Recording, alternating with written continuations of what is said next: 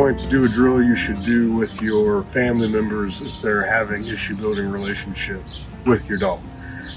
Basically, it's a handoff drill. How do I do a meeting with another person?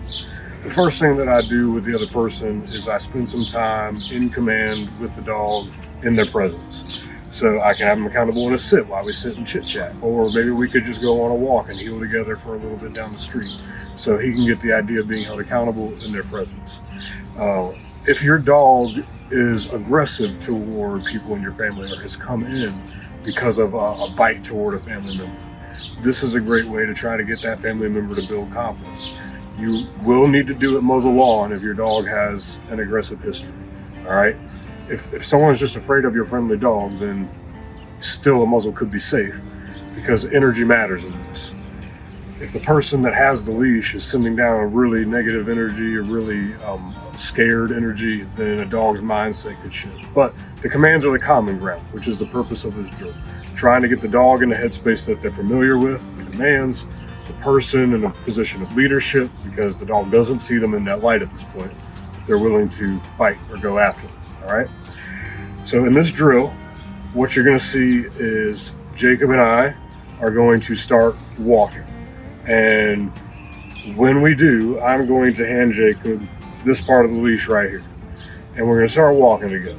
And I'm gonna still have my hand down here at about a 6-inch grip, what will be your teaching leash position. And I'm gonna start walking with him. We're just gonna match pace. We're gonna walk for a little bit, and eventually I'm gonna fall backwards and Jacob is gonna slide in, put his hand down the leash, continue to hold this here. This is a nice leash handling position. And he's gonna continue to walk. I'm not gonna hand him the e-collar controller because at this point he probably isn't e-collar trained. This isn't something where I need to make him a trainer. I need to help him build a relationship. You need to help your family member build a relationship, your friend build a relationship. The people you deem essential in your life is who you're doing this with, all right? I'm not gonna do this with a random stranger.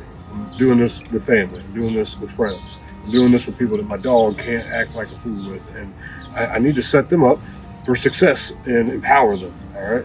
So let's go ahead and dive into this. We're in a sit already. I'm just gonna start my slow heel walk.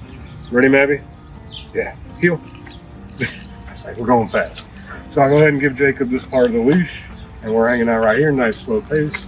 And then I'm gonna fall back out of it, and Jacob's gonna get my position. He's gonna say heel, and they're gonna give verbal commands, but you're gonna keep the e-collar. And if you need to click, you can click here. Good deal.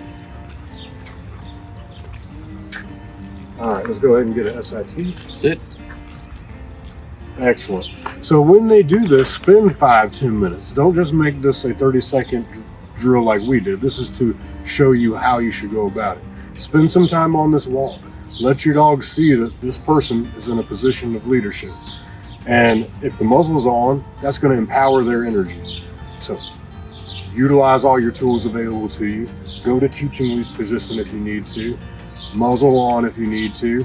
And then they're going for a walk. If you do this a couple times, I guarantee you that the relationship with that person will change because they will start to see them in a position of power. If you're just sitting around the house, maybe this person gives them a down command in the exact same situation. You could still have the controller if you needed to, but you need other people in your home to give your dog commands if they need to build a relationship.